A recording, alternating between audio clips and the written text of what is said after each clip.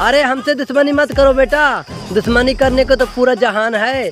अरे हमसे दुश्मनी मत करो बेटा, दुश्मनी करने को तो पूरा जहान है।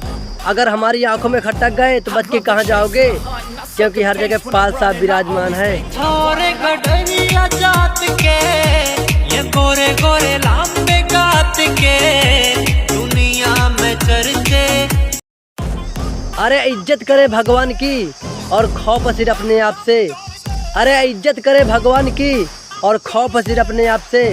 और बेटा हम पाल साहब हैं, हम नहीं डरते किसी के बाप से।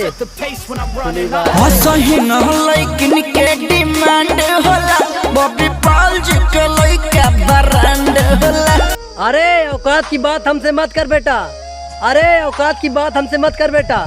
जिस दिन सामना हुआ ना हस्ती मिटा देंगे, खुली बात है।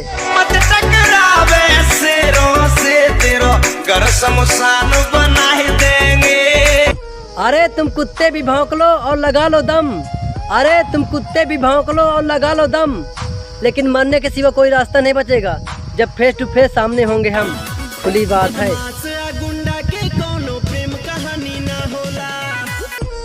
अरे गुंडागर्दी हम नहीं जानते, अरे गुंडागर्दी हम नहीं जानते। जिस दिन लपेटे में आ गए ना कोई समाचार लेने भी नहीं आएगा।